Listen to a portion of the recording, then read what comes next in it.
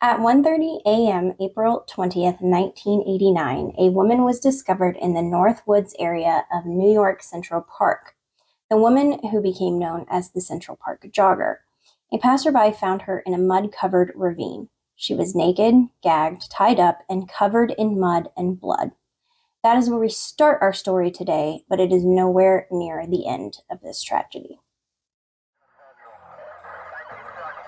We've got a hold 187. Officers on the scene.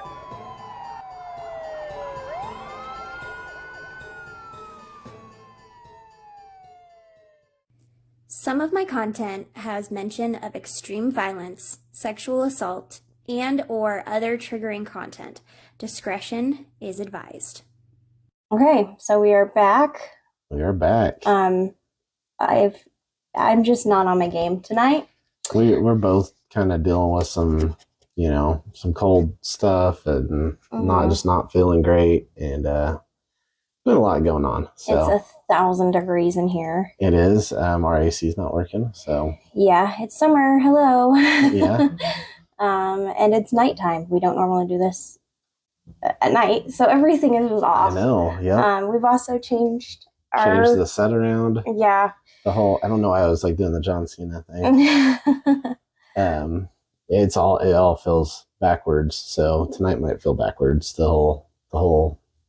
Right. Oh, and I've done a couple, like you said, where I read, and so now you're reading, and so that's backwards. Yeah. It's just the opposite day. It is. And I'm sorry. I apologize if my voice is not great. I am dealing with the world attacking me and my sinuses lately. So. And because of my allergies, I'm going to be sniffling a lot. So sorry in advance there. Yep. But this is real. This is who we are. And oh, well. I do think we have two pieces of things to discuss real quick, though. Okay. Do you want to give the good news about the Anchor? Yeah. We are starting to make a little bit of money on Anchor. We got, I guess, what do they call it on there? Anchor ads. It's Anchor ads. Yeah, they have a different word than like partnered. It's a little different. Yeah, man, ambassador ads. That's what it is. So thank you all for that, because you guys got us there. So we appreciate it so much. That is awesome. Yes. And then the other thing, I'm going to say my piece again.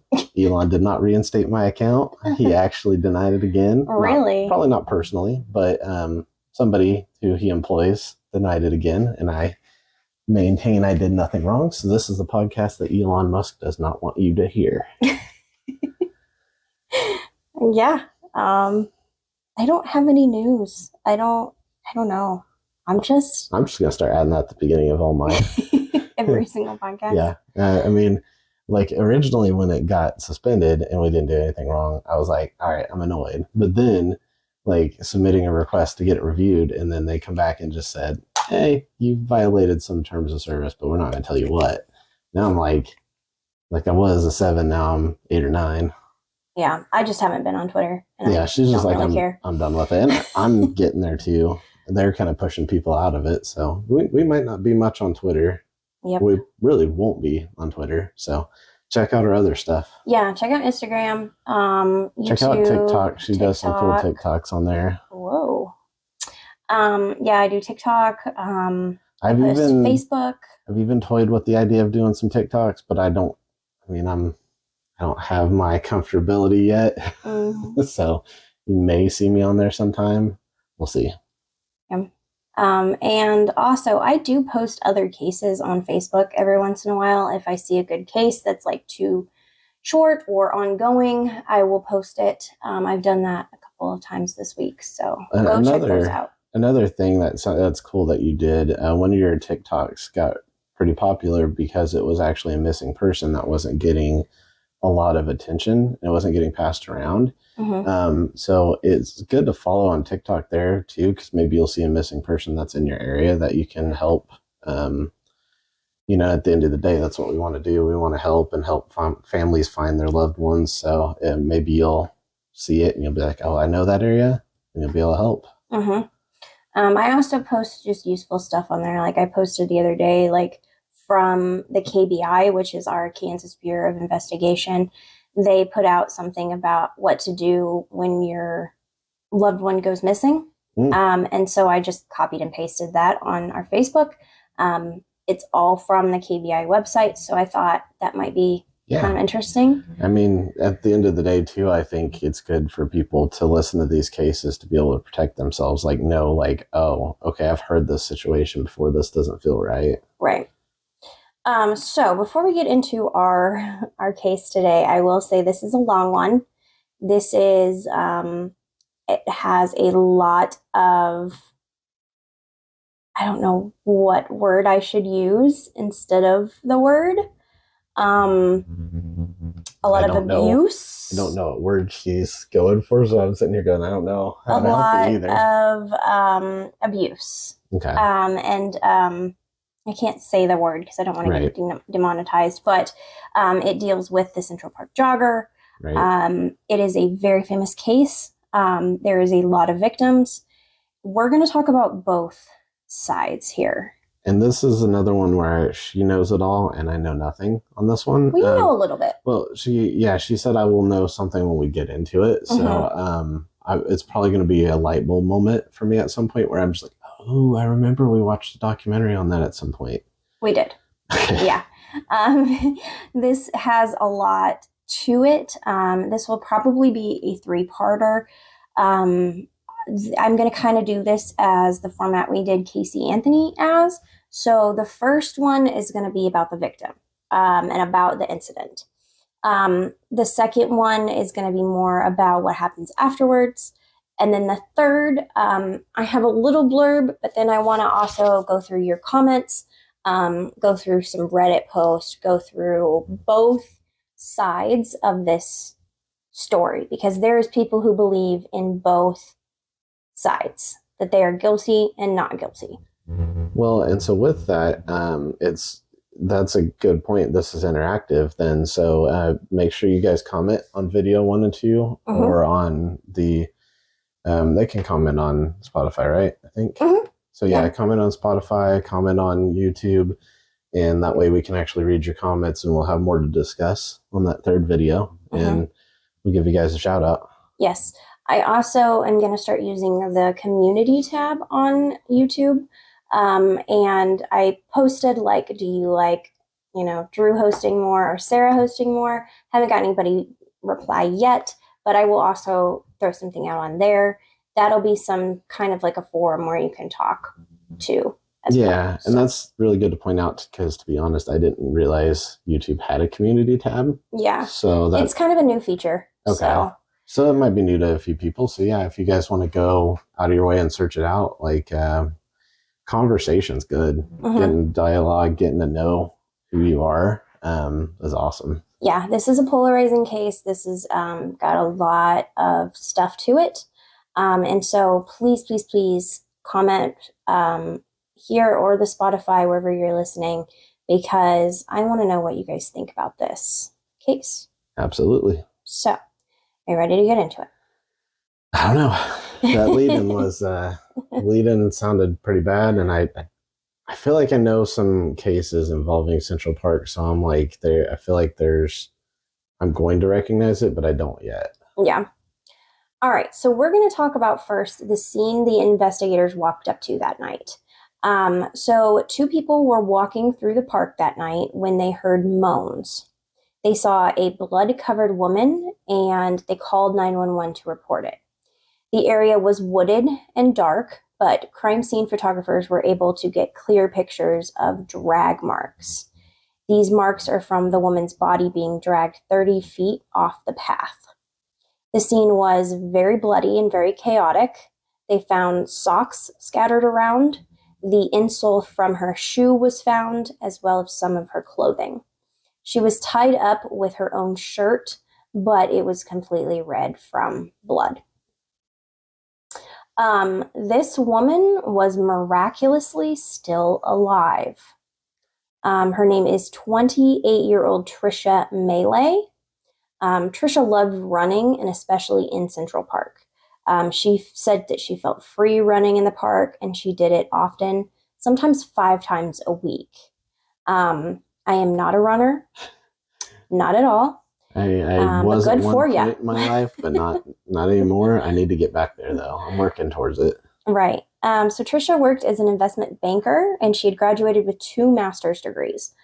All she was doing that night was just jogging in Central Park.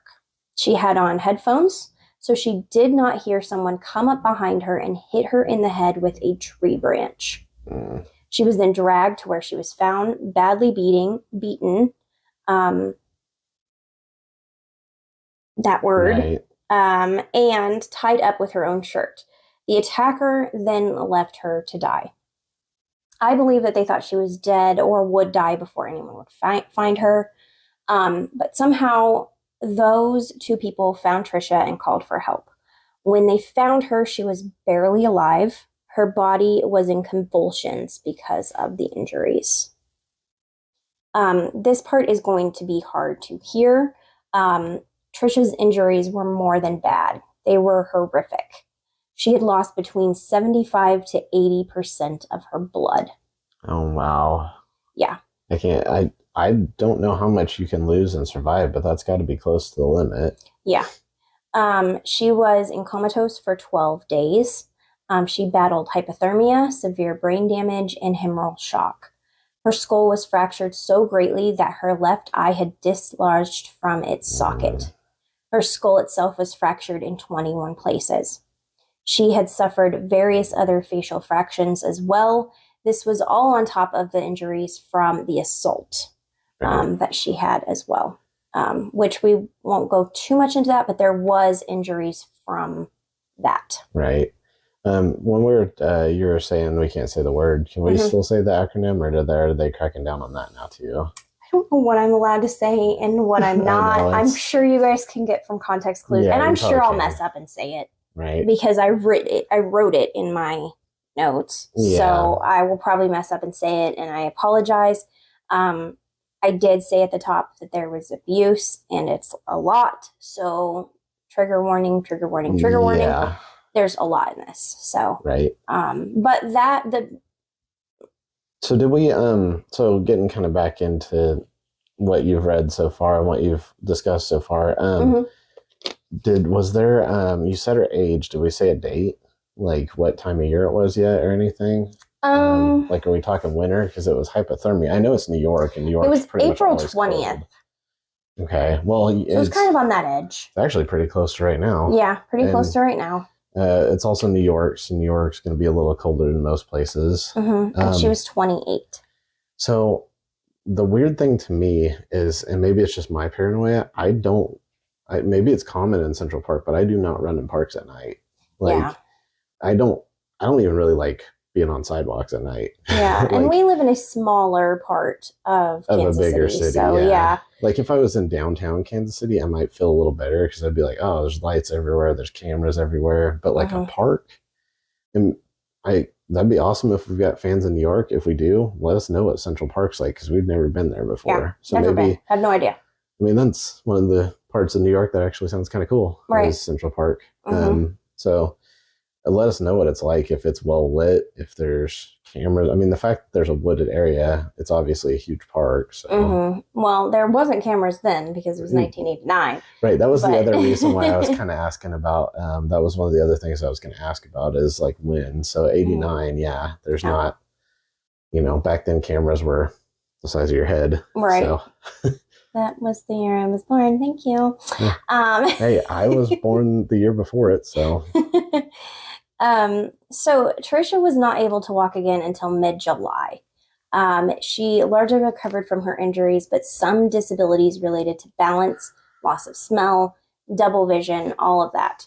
As a result of the extent of her trauma, Trisha had no memory of the attack, which I think is probably good. Right, it's probably actually a good thing. Yeah, she had no memory of some events leading up to it or the weeks that followed. So when you have a, likely that's a concussion. I mean, I'm not a doctor, but like when you get a concussion, I've heard a lot of people that are like, so the reason why they ask you what day it is and things like that, a lot of times when people get a concussion is because a lot of times when the head trauma happens, people will not remember like it happening. They won't remember, like you said, a little bit after it. They won't remember a certain period of time before it. They'll be kind of like, how did I get here? Right. Yeah. Like, how did I even get to the place I'm at right now? Mm-hmm. And it varies based on the trauma, how long that is. But yeah, that happens a lot with concussions. Yeah. I mean, she probably woke up in the hospital assaulted the way she was and like had no idea why. Right. Like, how did this happen? Mm-hmm. Where did you find me? Like, what was I doing? You know? Yeah.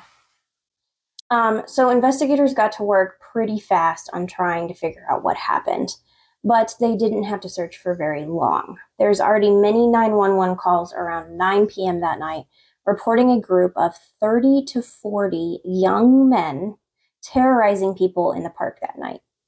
They had already arrested and began questioning 5 of the boys that they caught that night.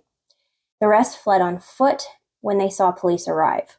The cops did not yet know about Trisha. They only knew of a string of beatings, robberies, and basically these men. So I'm going to ask because I think I know now. Mm-hmm. Maybe how many did you say? The 5. questions?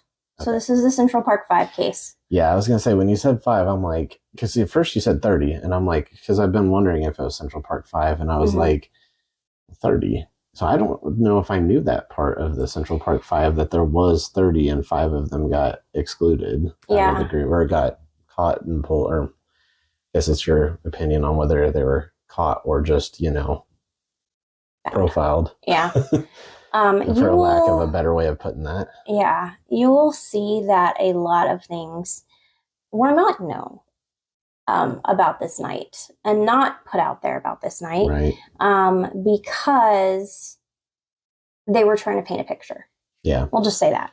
Yeah. And that's, yeah, I mean, we'll get more into it, but that's what I remember from the Central Park 5. And so to kind of give you an idea where my head's at, like from what I remember, I already skewed towards like there was a lot of bias, a lot of profiling, racial profiling a lot of racial profiling. So that kind of already skews where I'm at because like I don't remember there being a lot of fairness in this. Well, I will say there is all that. Absolutely. It is on film that there was racial profiling, a lot of very harsh interrogations and things like that. And which you got to think of the time too. Like obviously it's never okay, but you think of the time, we said 89. Well, like racial tensions were high because like it was, like just a few years later is the Rodney King in LA. And I know they're on opposite coasts, but they tend to somehow kind of mirror each other a little bit sometimes. Yes. And I definitely go into talking about that here soon.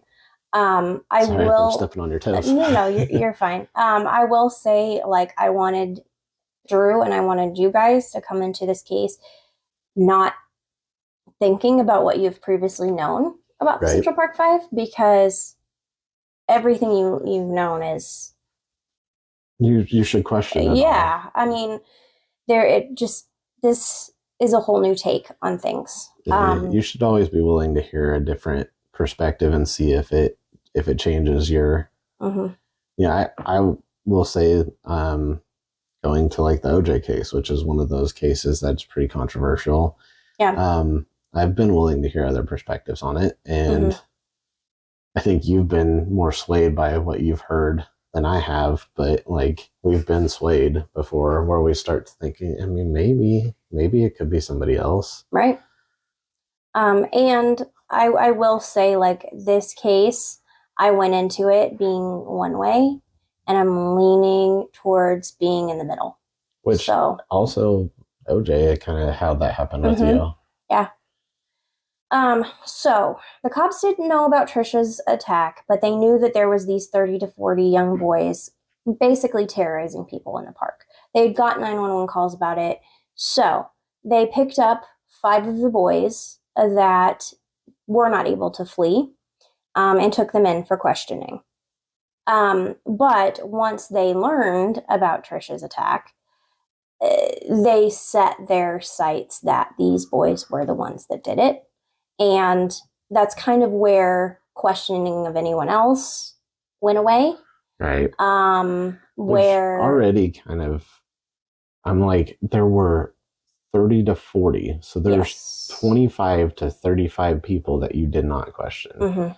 Like, to narrow down on the 5 without any specific, like, evidence, and you might get to them. Maybe there is, but like, defense, or not defense wounds, but like, what would that be? Like, somebody else defending themselves, and then they have like the wounds on their arms and stuff. Defensive wounds. Right. So like, I just guess, like, if there's no evidence that pointed to them happening, it could have been any one of the other 25 to 35 Yeah. that did it.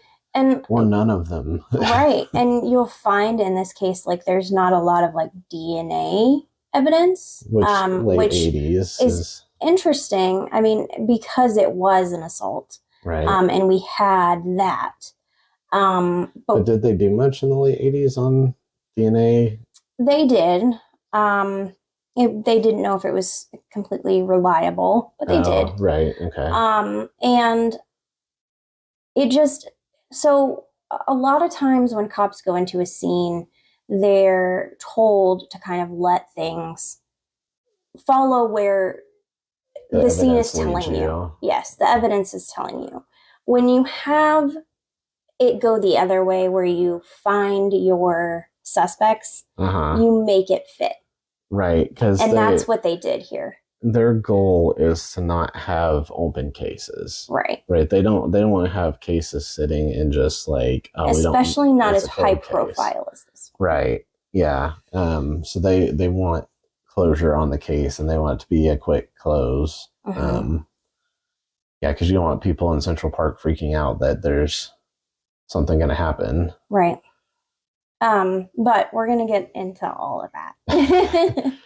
Yeah. So one thing I would say, with the evidence leading you, like, another way of thinking of it too is like, I found this interesting in science. When you have a hypothesis, you're not supposed to. Your job's not to prove that your hypothesis is right. Your job is to test it and let the results of the test determine whether it was right or wrong, because you're not supposed to let your bias interfere with the tests and sway it to try to fit your. And then that's kind of how it happens here with evidence, is like, it's like they have their bias and they're trying to fit it to that so that their hypothesis is right. Right. Yeah. And that's where a lot of things went wrong. And that's what you're not supposed to do. Right. So there were actually many reported beatings and robberies. This is one thing that I did not hear about with this case a lot. And I want to emphasize, because they kind of made it seem like these 30 to 40 boys weren't doing these things, and they were. This was proven that there was many victims that night. When you say, not just Trisha.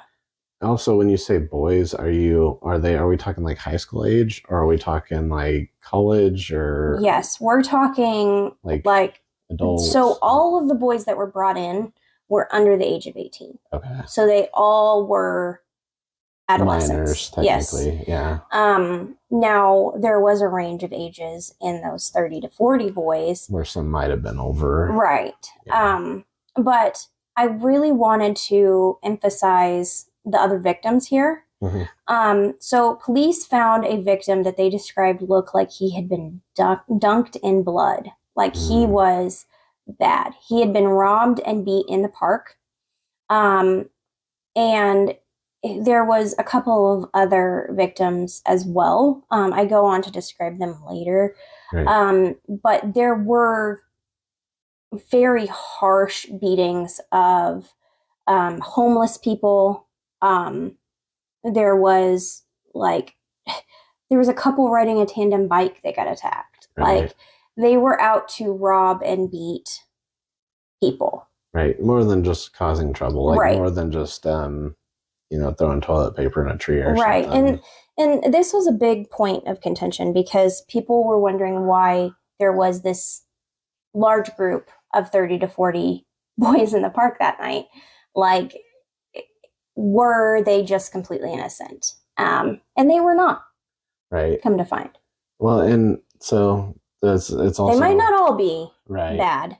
It's possible, and if you're there witnessing people doing bad things, you're part of it. Mm-hmm. Like, even though you might not have committed it yourself, but also because you did those things doesn't mean that you committed the murder for sure. Right. Like, you don't know, but it does make people suspicious, I'm sure. And doesn't look great. Right. And these boys that they took in might not have done any of the beatings or the robberies or anything like that, but that big the group were doing things wrong. Yeah, that was always something that my mom always really stressed to me. Mm-hmm. So shout out, Mom, if you ever listen to this.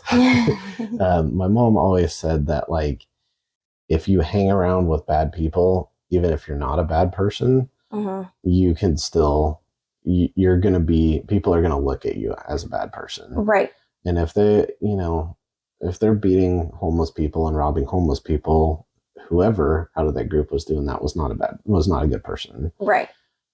So again, that doesn't mean that they deserve what's coming, mm-hmm. but it does mean be careful out there who you associate with, because it can come back on you. Right. And I think the defense in this case spent a lot of time painting the picture that they were profiled because they were, the majority of them, people of color. Right. And I mean, I'm sure that there was some profiling there. Right. I mean, if you are a cop and you come and you see, 30 to 40 men of color, boys of color, up to no good in the park in the 80s, that's what they're going to do. I mean, it's and it's not right, but that's what they're going to think. It's absolutely not right, and but it's sad to say, but you almost just assume there's profiling at this point, right? You just assume. I would be more surprised to find out that there wasn't profiling. Mm-hmm. I don't even know if I've heard a case where I'm where they're there was absolutely no profiling in this case whatsoever. Right. I mean, other than when the person who got charged was white. Yeah. And then they're oh, well, there's no profiling here. We checked all our boxes. We made sure there was nobody else that it could have been that wasn't white. I know that sounds horrible, and I'm sorry to anybody who hears that, but it's the reality, I do though. have a very cynical view of that because there's way too much profiling. There is. So, from the cops' point of view, they're bringing in boys that were beating people in the park and that had probably assaulted this woman. So they are holding these boys in jail. By the evening of the 20th, this happened. Make sure I got my spot right. I'm guessing these boys probably didn't know, hey, we need to ask for a lawyer. They probably talked during. Yes, we're going to get into that for sure.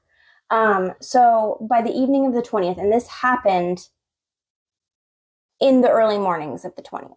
So she was found early morning 20th. By the end of the 20th, they were already in jail and they were being interviewed. Right. Okay. So this is something to tell your kids. Always ask for a lawyer, ask for your phone call. Yes, they're kids, and yes, they shouldn't have to hear about that. But I mean, look here, if these 5 didn't do anything, mm-hmm. it would have been great if they had a lawyer to prove that. Right. So these 5 boys were held for questioning for the assault of Trisha. These boys became known as the Central Park 5. So we have Antron McCrae, 15, Kevin Richardson, 15, Yusuf Salam, 15, Raymond Santana, 14, and Corey Wise, 16. Over the next several days, the boys were interviewed, sometimes without a lawyer, parent, or anyone present. Sometimes they had a parent, sometimes they had a lawyer, but very rarely was that. I feel like that should be illegal for minors. It is, I think, now. Oh, okay. Well, I'm glad it is now, then, I guess I should say. As we know about interrogations, they are not always honest or fair. Mm-hmm. These boys were teens in between the ages of 14 and 16. The police said to them, the other boys in that other room told us that you did it. We know that you did it. I hate that tactic. I hate it so much. They used that. They try to pin them against each other. Right. They used their parents against them. They said, oh, what is your mom going to think? Or your mom knows you did it. Right. You have to now tell her why you did it. Right. They screamed, hit the table to show power and dominance.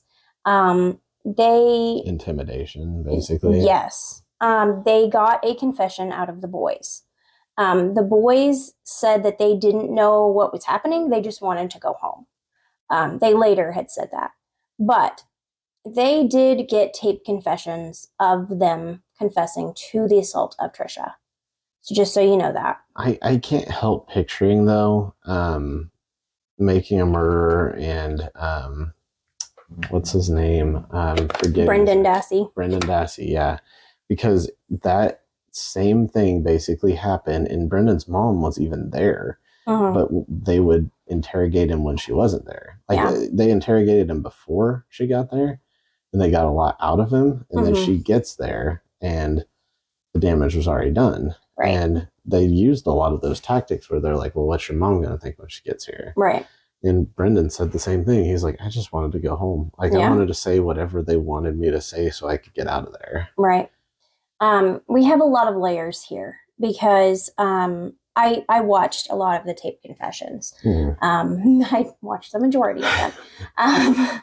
And it's very sad because they go through so much confusion. You can see on their face, they're like, well, yeah, I just have to say this because they want me to say this. Or they'll repeat what the interviewer has said. Right. And they're scared. I mean, you have a lot of layers being that they're young, they're Black, they're, in this position where they have white people over them saying, you're going to be in trouble. You did this. Well, and they're basically saying, okay, your friend said that you did this, so now you have to tell us you did this. Right. So now they're thinking like, okay, since my friend said I did this, like even though whether they did it or not, they're like, I gotta say that I did, so I get in less trouble. Right. Which is where a lawyer is huge, because a lawyer would be like, all right, so we're not commenting. You're not saying anything. Right. We're going to find out who said what. And also, if they didn't do it, we're not. Yeah. Nobody's saying that we did it then, because why? Right. So let's talk about the biggest thing in this case, and that is race. So I wanted to kind of explain New York at the time.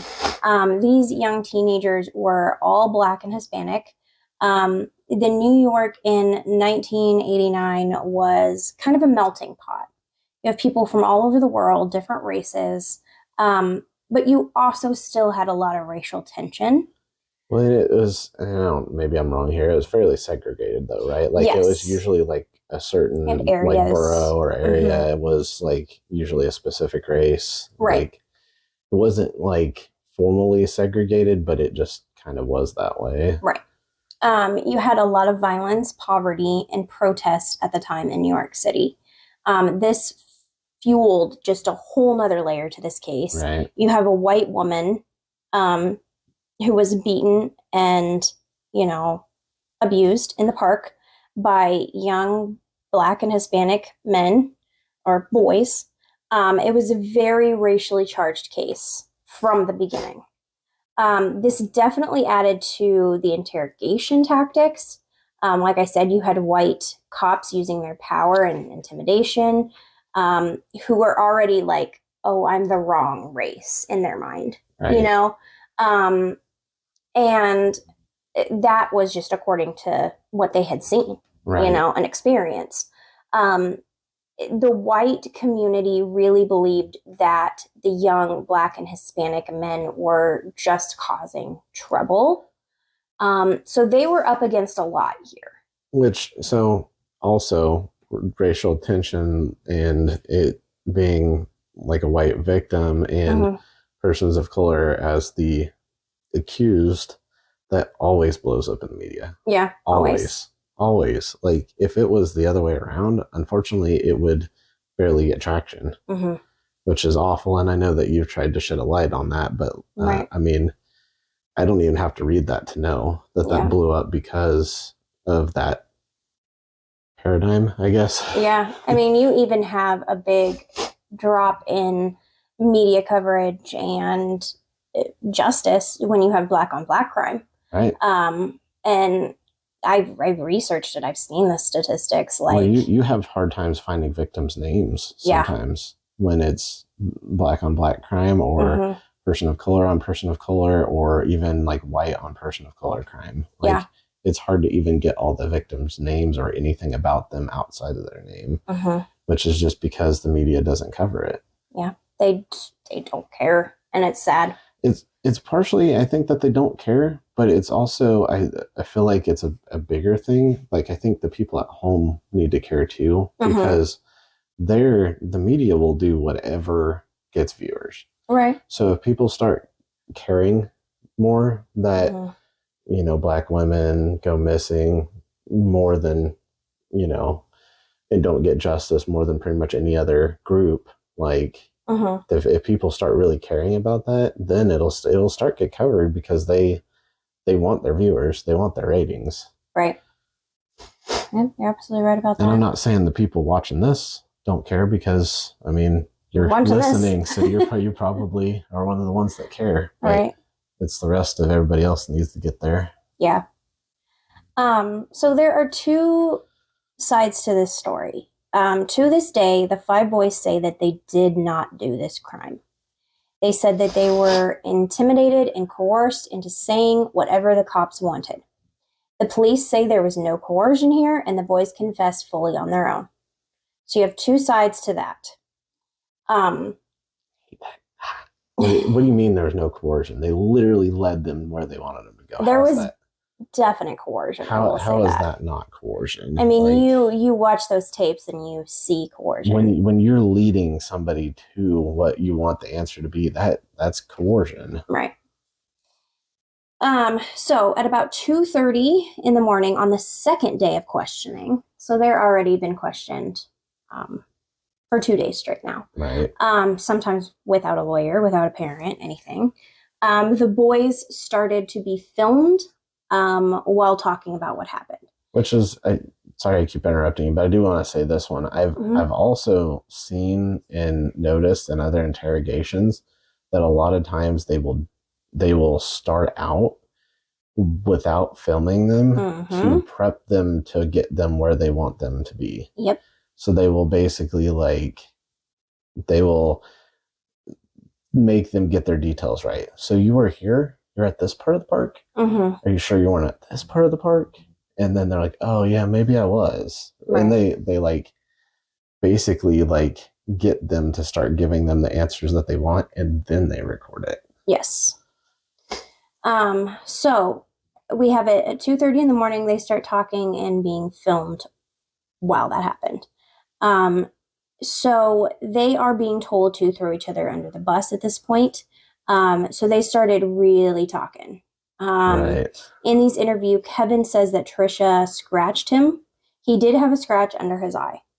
The boys all confess and say that they held Trisha down, beat her repeatedly, and assaulted her.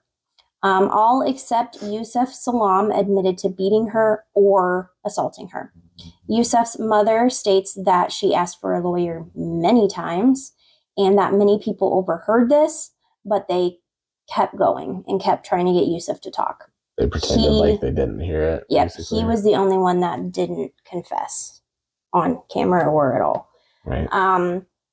You also have all of these different stories to sort through from all of these different young kids that were there. You have more than 20 people that night to interview and get stories from. Well, and of course, they've already found their 5, so they're going to tell the other kids, like, hey, we don't want anything with you. We think we already got our 5. Tell us, what those 5 did. Right. And so you're getting a lot of hearsay, stuff like that. They all tried to blame it on each other and say that they were just there to hold her down. Right. So each one of them saying a different one did it. They were just there holding her down. But what they didn't know is in the eyes of the law, that still made them just as guilty. They Right. were there and they did it. But they thought they were going to get off of the charges if they were or to at say least that. get lighter charges or something like. Right. Yeah. The boys' stories were all very detailed. This is very interesting. And that usually points to being honest. But some of the details they got wrong, and the details that they did get wrong were big details. So one of the boys says that she was wearing blue shorts, but she was not. She was wearing black pants. One got the location wrong. So many people believe that they were just making these things up to try to, Right. Say whatever they could. With false confessions, we see this, like we said with Brendan Dassey in Making a Murderer. They're almost trying to get it right. Like they'll say, she was wearing black pants. And then the interviewer will say, are you sure? Was it dark? Did you just not see? Because maybe Right. she was wearing, and like they will just try to, that interviewer is trying to get them to say what they want. It was really bad in the Brendan Dassey one, and I keep going to that one because I actually saw the interview of that one, which I haven't seen these, but right, it's very similar. Yeah, because they're like, are you sure this is the order that things happened? Are you sure maybe you didn't like do this first and then this second? And he's like, oh yeah, maybe we did. Just trying to tell them what they want to hear. Yeah, they fumble a lot with their words. And they're almost looking at the interviewer like, what do you want from me? What do you want me to say? Right. And so when you watch some of Corey Wise's confession, which that one, it's very sad. It is textbook false confession.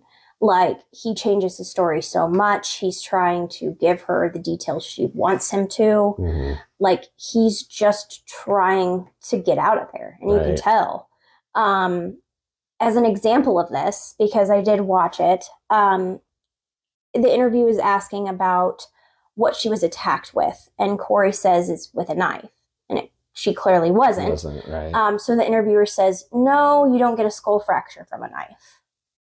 And he doesn't know that. Right. And so he changes it and says that Kevin hit her with a rock, or with his hand. Still isn't right. Right. And the interviewer even says, did you say that because you were told not to say, because you were told that it wasn't a knife? And he says, no, it was just dark and he doesn't remember. So there's clearly coercion here. There's clearly things where, like, he really does not know what to say. Yeah. But I do want to point out that doesn't mean that they weren't involved in some way. I do feel or like there or whatever. I do feel like I've been pretty heavily biased one way. And I need to be careful with that because we said at the open, we need to have an open mind, and I feel like I have been a little biased. So I'm going to try to be a little more open about it. I just don't like interrogation tactics. Right. I don't like the philosophy that rather than trying to get the right answer, you're just trying to close a case. Right. Well, the people on the other side that are like, these guys did it, they say, well, this wasn't a coerced thing. I have watched them. I fully believe they were coerced. There is no doubt about that. Now, whether they're guilty or not, I don't know. But from the evidence from watching them, you can tell that there's something wrong there. This is the last time I'm going to say Brendan Dassey, but I feel the same way with Brendan Dassey, though, because I really don't know if he was involved, but I definitely believe he was coerced in what he said. Yep. So, he could be still, I don't know if he's guilty or not guilty. Right. I really am kind of, that was a whole nother case we could do sometime, but he also, I definitely feel like he was coerced and that was not a fair interrogation of how you should be treating someone, a minor, and in his case with some intellectual disabilities, I believe. Yeah. I get really hung up on a lot of this stuff because when you have commenters or you have Reddit users or you have someone who truly, truly believes that they're guilty, both things can be true. They can be guilty and be coerced. Right. Like, and people especially in this case, if they believe that they're guilty, it's, they were telling the truth on everything. And I'm like, I just don't see that from the evidence. I don't. Now y'all might, but I didn't. Right. There's that y'all again. She's adding y'all. Adding y'all. Now, what some people get wrong about this case is that they believe that the Central Park Five was the only ones that were charged. There were others. 10 people were charged in the events that happened that night. I didn't know that. Now, not necessarily with Trisha's case. This is the 10 Maybe other... some of the other, like the tandem bikes and stuff like that. Stephen Lopez, a boy that was in the park that night, pled guilty to a lesser charge of robbing a male jogger. The other ones either settled on lesser charges or settled out of court. They got a lot less because there wasn't enough evidence. So that left us with the Central Park Five. I'd be curious to find out if those that got lesser sentences were offered lesser sentences to testify against the Central Park Five or to give stories against them, basically. Because I definitely could see that. Because that's a double-edged sword. Like, yes, you can. That is a thing that's been done forever. Mm-hmm. And yes, it can convince some people to talk when maybe they wouldn't have talked. But it could also do false. Like if somebody's going to. You're like, yeah, you're going to get a lot less time if you give us what we want you to give us. Then they're going to try to make their answers match whatever they are supposed to. Right. So while the Central Park Five awaited trial, the media painted the picture that they wanted us to have. So they basically widened that racial divide. They set a tone to this case. They painted the boys as vicious troublemakers. The media really went after them. They painted them as criminals, even though none of them had previous criminal records. They were just school kids. However, they were already guilty in the press before they ever stood in court.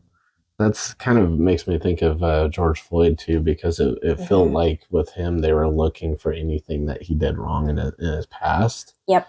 They're like anything at all he did wrong, like they were going to find it. Like I don't feel like they do that with cases with white people that are the suspects. I don't feel like they dig and they're like, okay, like this person cheated on a test in third grade. Like when it's a profiled case, then it's like, we're going to find out did you plagiarize? Right. And one thing that they really did, and I didn't write this down, but every single newspaper and article had these boys, and it would say that they're out there wilding. Now, this is a term that was used in rap music at that time. It was newer. So first of all, right. First of all, I should never be saying the term wildin'. I'm glad you recognize that. The first step is acceptance. Right. And second of all, I definitely heard, like, when you said that, I like imagined the news like anchors saying that term too, and they were in my head. They were all white. Yeah. They were all saying that, and they were all saying that way too white. Yeah. So good on you for acknowledging that. Yeah, I should never be saying that word. If you had to, right. There's no other way you could get it out there. Yeah. It's a term basically used to say that they were going out and. It's worse that you have to explain it. I know, partying. But what the white media did, leave me alone, I'm white, and I can't help it. I know, it's not your fault. What the white media did was say that word, which I'm not going to say again, was a term to say we're going to cause trouble and violence, which it wasn't. But that's what they did. So, which I've been told we go on a lot of tangents, so I'm going to try to be careful. Right. But it's interesting. They are actually starting to. There's a debate out there now, and this has happened to a couple rap artists that they will actually use rap lyrics against the rap artist when a crime was committed to say that, well, you said this in your song, so you're obviously this kind of person. So are they going to get like Dolly Parton for saying like Jolene? Like, come on. Well, did she threaten? I don't even know. I don't know that song very well, but no, but I mean, still, like, right. There's been a lot of. Yeah, no, exactly. Like it's terrible. Art. It's art. Well, it's also, again, it's never proportional, right? It's not going after the white people and their songs. It's going after black people and rap songs. Right. In some of the cases, maybe they committed the crime, but I don't think you should use that as evidence because, like you said, it is art. Right. So the reason why that made me think of it here is that is art and artistic expression. That doesn't mean that you are doing these things just because you've listened to a song that talks about it. Right. I mean, if we did everything that we heard in songs that we listened to, like, we'd be horrible people. Yeah. And I'm not saying we listen to it because it's just music is such a big spectrum that, like, right. You know, and we listen to every different genre. So we would be we'd be all over the place if we did all the things that we hear in songs. I would be wildin'. No more. And for some reason I keep thinking of like Nick Cannon's Wildin' Out. Yeah. All right. So we also have to remember that there is still a crime committed here. A very, very vicious one. Women have fear anyway, just from history. Right. That we're gonna get assaulted. Like I was telling my parents the other day that I carry my keys a certain way when I'm walking into between work. your knuckles, right? Yeah. So that and it's just a habit I have. It's a good habit too. Right. I think other people should, if you don't, maybe consider that. Right. So we already have this fear, and you're just ramping it up. And we were talking about it yesterday or 2 days ago. It was yesterday. Like you said, how it's women being in an Uber by themselves is an uncomfortable thing. And to me, I'm like sitting here going, well, I'm a guy and I'm a big guy. And so I don't feel that uncomfortable in an Uber, but that's because there's not that history of, bigger guys getting targeted. Right. And that's something that women have to worry about. And that's something that guys should try to relate to a little bit too. And I don't know, at least try to ease people's minds and be like, hey, yeah, I'm not a bad guy. I promise. If you're safe, you're good. So there's also a lot of people calling for justice for Trisha, because she was the one that was, had this happen to her. Right. So I know someone's going to bring this up in the comments, so I'm just going to get it out of the way now. Donald Trump weighed in. Now he wasn't the president or the former president at this point.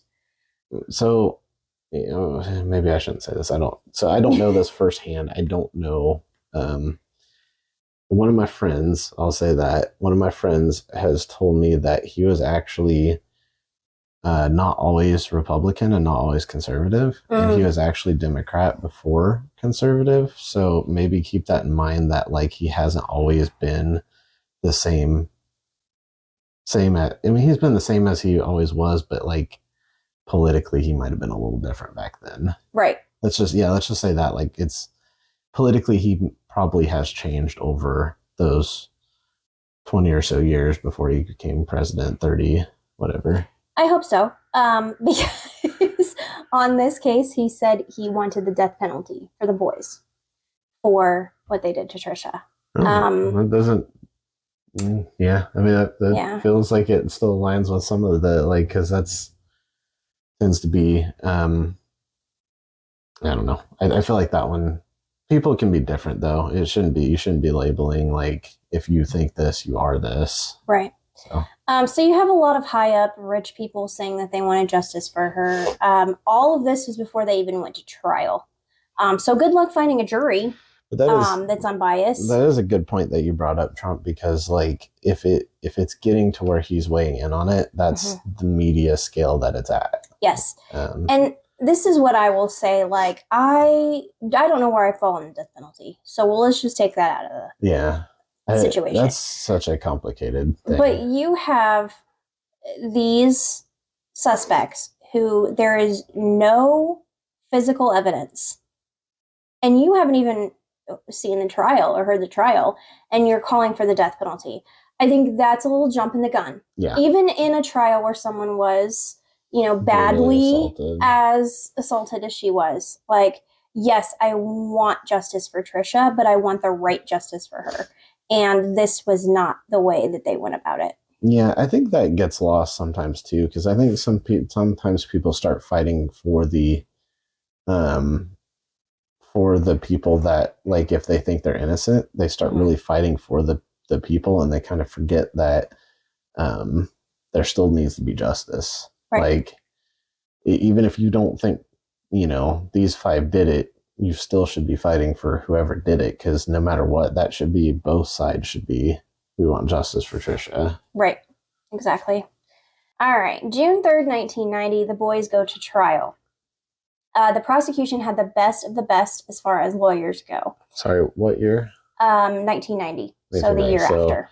Yeah, so a year later. Okay. Mm-hmm. The problem with this case is that there wasn't a lot of DNA evidence, but there was those taped confessions, and they used that. The defense didn't have really as experienced lawyers, so they were already up against a lot. The only thing that was fair is that there was a pretty racially diverse jury. Right. So that's at least one thing that... Which is supposed... I mean, it's like the bare minimum, but that's supposed to how it's supposed to be, as a jury of your peers like that. How is there not a lot of DNA evidence? That part confused, because, like... We're going to get into some of that. So I will say what I'm thinking, though. Like, so the one guy said that she scratched him under the eye, right? So, like, if they're taking the DNA evidence like they should be checking, like, her fingernails and seeing like skin cells. Right. And, like, with the assault, there should be evidence there. There should be a lot more evidence than that there was. I'm just saying. Yeah, no, that's what I was going to say. It feels like there should actually be a lot of DNA. It seems like you should have the opposite problem. Like, you have 30 people around, there should be too much DNA evidence, not enough. Right. And we will get into some of that as well, because there's some confusing DNA evidence. Okay. Trisha did take the stand during the trial. She was unable to remember any of the attack. Yep. So she just talked about her normal running routine. She identified the clothes that she had, and the jury saw pictures of her condition after the attack. Right. Okay. Which, I mean, again, Trisha's the victim, like, and also is very, I don't doubt at all that she lost her memory of that. I don't think anything's weird about that at all. I'm glad that she lost her memory. I am too. I mean, it's still awful. Still traumatizing. Yeah, it's still horrible, but I am glad that she did lose her memory of it. This case was weird because the DNA evidence, the semen that was found did not match any of the men on trial. So you have random semen found on and in Trisha that did not match any of the men that were standing on trial. They didn't have any evidence that tied the men to the crime at all, really. The police explained that there was another person involved with him, and that's where the DNA came from. They just didn't know who that was. But they didn't care because they've got 5 convictions. So they don't care if they've got everyone, just as long as they get. Yeah. No, I know. All right. I know. All right. Moving on. I cannot believe that they actually went to trial with that little of evidence, but they did. We don't. So we'll get into this at some other point, but, like, we're taking a short break from the Murdaugh cases, but we talked a lot about that in the Murdaugh cases, is that how do you go to trial with almost no physical evidence? Right. Like, that is a really hard case to prove. Yeah. So the jury did know that the semen did not match any of these boys. So they were aware I still question though, like how much they believed in DNA evidence at the time. Yeah. I mean, that might have been part of it. But they're also sitting down and they're listening to these taped confessions. So Yeah, right. that's If probably you what got them. if you take the two together, like don't necessarily trust DNA evidence and hearing a taped confession, you're probably gonna Right. tend to favor the taped confession. Yep. The first trial was for Antron McCrae, Yusef Salam, and Raymond Santana. They all had their own defense teams. Each of the three youths were acquitted of attempted murder, but convicted of assault and of Trisha. Gotcha. And convicted of assault and robbery of a male jogger who was badly beaten the night in Central Park. Yusef and Antron were 15 years old, and Raymond was 14 years old at the time of the crime, so they got the maximum time for juveniles. They were sentenced to 5 to 10 years in a youth prison, which seems really low for all of that, by the way. If they really did this. Yes and no, because the youth sentences are a lot that's crazy. More lenient, which is, I mean, it's kind of understandable to an extent. I mean, they dropped the murder charge, so I mean, if yes, all that stuff is bad for sure, but right. If they were going 5 to 10 years somewhere where they were getting the help that they needed, okay, I can see that. But they're now turning them into more criminals. That's a whole nother debate about prison reform and how prison reform is not reforming. But right. The next trial was for the remaining two boys, Kevin Richardson and Corey Wise. Kevin was the only one of the 5 defendants to be convicted of attempted murder of Trisha. In addition to sodomy and assault of her, the robbery and the riot in the attack on the male jogger. So he got pretty much everything. Mm-hmm. He was sentenced to 5 to 10 years in juvenile prison. Which that's kind of odd to me, because it seemed like he got convicted of more than everybody else, but got about the same sentence, which is, I mean, like you said, I guess you did say it was the maximum, so maybe that was still the maximum for that. Yep. Corey Wise, 16 years old at the time, was acquitted of rape and attempted murder. Corey was convicted of lesser charges of abuse, assault, and riot, and then the attack on Trisha and the male jogger. Because of his age and how violent the crime was, he was tried and sentenced as an adult, receiving 5 to 15 years in adult prison. He was 16? Mm-hmm. So basically, like, the others were 14 and 15, and that 1 year was the difference for him? Yep. The boys went to jail, but still appealed their convictions the next year. The only one who didn't appeal was Raymond Santana. The sentences for each of them served as followed. So this is what they actually served. Yusef Salam served 6 years and 8 months in juvenile detention from 1990 to 1996. He was released on parole.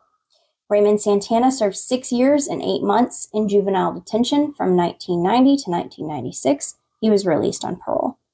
In 1998, he violated his parole and was sentenced to 3.5 years in prison on drug charges. He was released and exonerated in 2002.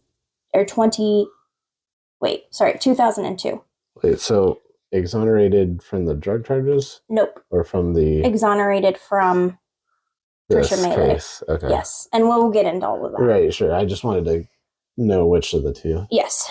Kevin Richardson served 7 years in juvenile detention from 1990 to 1997. He was released on parole. Antron McCrae was sentenced to 5 to 10 years in juvenile detention. He served 6 years from 1990 to 1996 and was released on parole. Corey Wise was sentenced to 6 to 15 years in prison on abuse, assault, and riot. He served 13 years and 8 months in multiple New York State prisons. So they all served their whole time. Right. Within like months, basically. Like nobody really got much of an early release, if any. Right. While serving their time, many of the boys got their GEDs, and also some got associate's degrees. Good for them. That's good. Yep. They went through many appeals stating that their convictions were based on coerced confessions and that these charges should be reversed. They also blamed the media for pointing the picture of guilt on them, including Donald Trump's statements about them needing to get the death penalty. While the boys were serving their time, Trisha bravely went on about her life. I can't get this woman enough credit. Like, Yeah. whoa. Yeah. I am just happy she continued on and was Yeah. able to do good things. Absolutely. She could have given up. No one would blame her if she did, but she didn't. Yeah, I mean, so many times you hear how tough survivors are, and she's definitely one of them. Yep, she became a motivational speaker and author. She wrote the bestseller "I Am the Central Park Jogger: A Story of Hope and Possibility." Awesome. She has spoken on her attack on many shows and decided to reveal her identity. She didn't have to do those things. Yeah, I mean, we taught, one of the first cases we did was the Carr brothers, and nothing against what was it? I can't remember what she went by. Something KB something. I don't know. For some reason, I was thinking HA or something, or I don't know. Something like that. Anyways, sorry for that, but my point is, it is absolutely okay that she did that in the Carr brothers case. It is absolutely okay in any case if a victim chooses not to say their name and they're well within their rights. It's just when someone does, it's kind of like, man, that's brave. She also still runs, which she runs a organization for disabled runners. She also ran in the New York City Marathon in 1995. Wow. She went on to get married and works with victims of sexual assault in the same hospital where she was treated. You just said you weren't going to say it, and then you got you said it was going to happen. You said it was going to slip. Sorry. I did pretty good, though. You got like most of the way through it. I did. She is just a huge hero, and I can't. Right. You got so into being like how awesome she is. Yes. You just couldn't help it. Yeah. She's an amazing advocate. So the story does not end there. This is just the beginning, because in 2002, everything would change. And we're going to get to that in part 2. Can you give any teasers or no? Is this like a season of justice type thing? So there's a lot that comes after. I'm sure you guys know about some of it. There is a suspect that comes up that we're going to talk about. And I'm going to go very deep into that suspect. In part 3, I might talk a lot about the confusing evidence. Yeah, that'd be good. Because, and this is just a little tidbit of why I'm so confused, but many different articles say many different things. Yeah. In one pretty credible source from like that time and like that was at the trial, said that there was a sock found with one of the boys' semen in it. Yeah, so I do remember you saying at the beginning there was a bunch of socks, which I thought was weird. But I was just kind of like, there's so much other weird stuff in this that I was like, okay. Yes. So my whole confusion with all that was why? Yeah. If he did not assault anyone, why is there a sock there with semen in it? Well, the reason is probably pretty bad. Probably pretty bad. There's no good reason for that. Now, when I went back and I started doing some more research and stuff, I found that there was no sock found with that semen in it. And then I saw in another source that it had a different person's semen in it.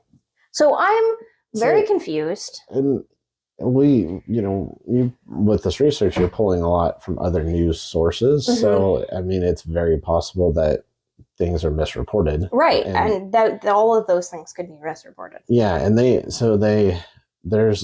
I've heard a lot of people talk about this, but a lot of times when there's reporting and somebody misreports something, there's not a lot of corrections printed. Right. And unfortunately, like they print what's misinformed, and then I see it, so I say it again, and it just kind of carries the cycle. Yeah. You almost have to trust their journalistic integrity that they would go back and do a retraction, but not everybody does. Right. And that's why I try really hard to get credible sources. I also try really hard I always list my sources below if you want to check those out.